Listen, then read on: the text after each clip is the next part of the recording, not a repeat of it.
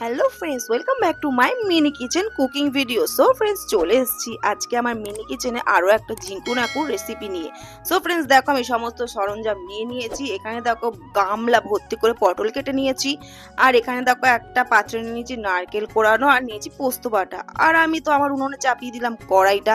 তো কড়াইটা গরম হতেই কিন্তু আমি এখানে দিয়ে দেবো পরিমাণ মতন তেল। তো তারপরে একটু অপেক্ষা করতে হবে তেলটা গরম হওয়ার জন্য। সো দেখো আমার তেলটা কিন্তু গরম হয়ে গেছে। তো তেলের মধ্যে সামান্য নুন দিয়ে দিলাম, তাতে কি হবে সমস্ত পটলটাতে আমার নুন মিশে যাবে। তো তেলটা গরম হয়ে যাওয়ার পর নুনটা মিশিয়ে নিয়ে তেলের মধ্যে আমি দিয়ে দিলাম পটলগুলো। তো সমস্ত পটলগুলো আমি আস্তে আস্তে করে দিয়ে দেবো। তো তার আগে তোমাদের একটা কথা বলি, পটলগুলো কিন্তু আমি খুব বেশি ভাজবো না, পটলগুলো কিন্তু আমি হালকা ভেজে নামিয়ে নেবো। তো চলো, এখানে আমি দিয়ে দিলাম সামান্য হলুদ, তারপরে নেড়ে ছেড়ে আমি পটলগুলো ভাজা করে নেবো।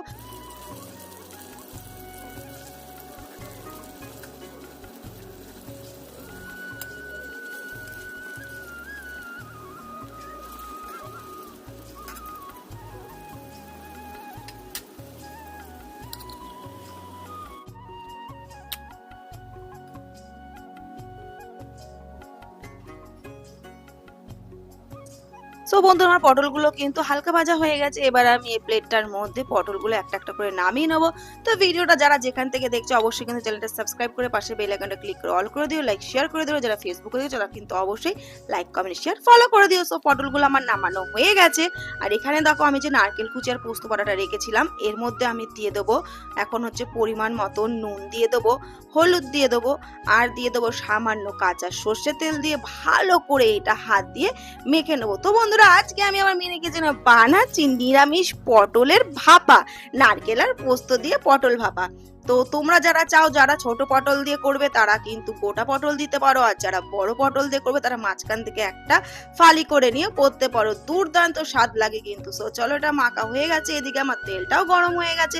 তো তারপরে তেলের উপর দিয়ে দিলাম সামান্য কালো জিরে ফোড়ন, আর তারপরে এই যে আমি নারকেলটার পোস্তটা মেখে রেখেছি, তো এইটা আমি তেলের উপর আস্তে আস্তে করে পুরোটা দিয়ে দেব।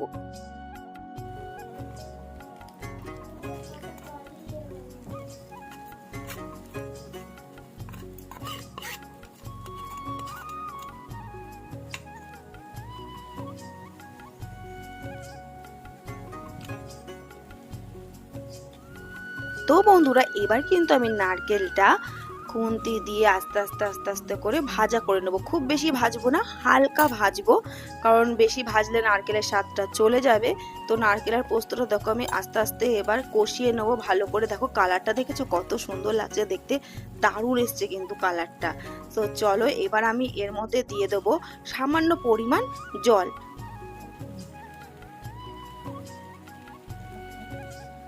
তো বন্ধুরা, এবার ভেজে রাখা পটলগুলো আমি এর মধ্যে দিয়ে দেবো, দিয়ে হালকা নেড়ে চেড়ে ঢেকে দেবো।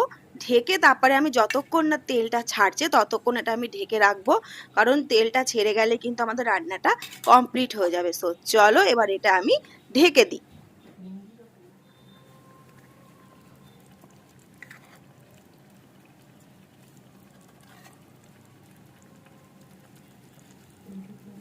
তো মাঝখানে আমি আরো একবার ঢাকনাটা নামিয়ে দেখলাম যে জলটা কতটা টেনেছে, কারণ একবারে কন্টিনিউ ঢেকে রাখলে নিচে ধরে যাওয়ারও চান্স থাকে। তো দেখো জলটা একটু টানবে, তো সেই কারণে আমি আরো একবার ঢেকে দিলাম। তো বন্ধুরা, জলটা কিন্তু পুরোটা টেনে গেছে, দেখো জলটা টেনে তেলটা ছেড়ে দিয়েছে। তো নামানোর আগে আমি দিয়ে দেবো সামান্য কাঁচা সর্ষের তেল। এই সর্ষের তেলটা দিলে কিন্তু স্বাদটা আরো রান্নার বাড়িয়ে দেয়। তো তেলটা দিয়ে আমি একটু কিছুক্ষণের জন্য ঢেকে রেখে নামিয়ে দিলাম। সো ফাইনালি কিন্তু আমার রান্না কমপ্লিট। তো চলো, এই পাশের প্লেটটাতে আমি এবার আস্তে করে অনেক সাবধানে রান্নাটা আমি আমার নামিয়ে নেব।